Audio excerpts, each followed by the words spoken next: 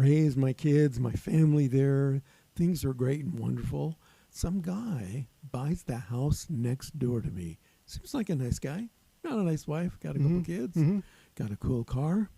And all of a sudden, about a month after he moves into the house next door, there's a knock on my door.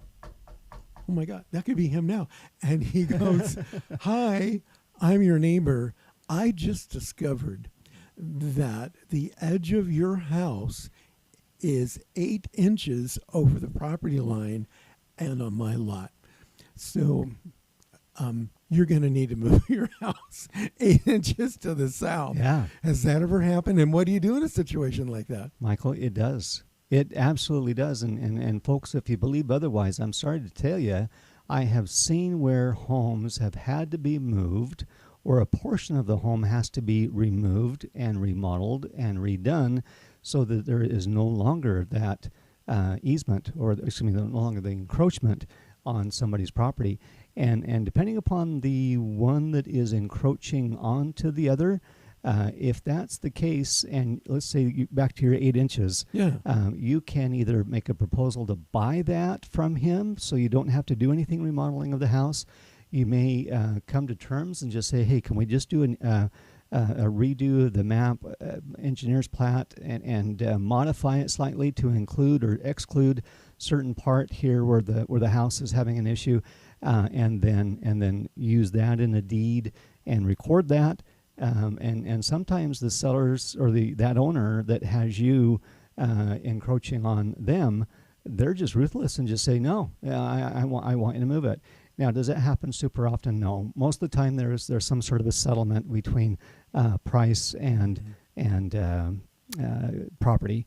But again, boy, not everybody does that. And when they don't, you'll have hell to pay. I mean, that just really is not a fun event. I could see that would disrupt your entire life. If I would guess the first option would be like what you suggested. Okay, Mr. Neighbor, I'm really sorry. I'm 8 inches over the line.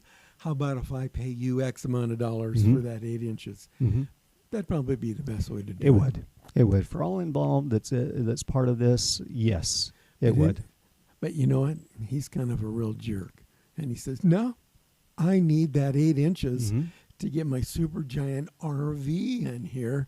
And your home is blocking my way to get my RV in here. So you're just going to have to chop off 8 inches of your house. So the guy's not going to take my offer. I don't want to chop off 8 inches of my house. Do lawyers get involved? I mean, and let's say that I'm defending the fact that I don't want to tear down my house. Do I have really any chance at all of winning? Yeah. And that was no. Scary.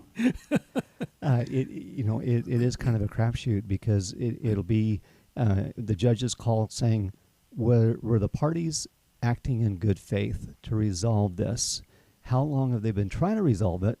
What have been some resolutions that were proposed but were not accepted by the other party? Why is this still happening? And is it somebody that's just a stubborn person, or is it somebody that just is ruthless and just goes that way? And guess what's happened to that relationship, Michael? Is it, okay, he's living next to you, they just moved in, and now you're having this going on? That doesn't make for great friendships and great relationships at all, which is too bad. So, okay, here's another scenario, which I'm sure has never happened in the history of the world of real estate.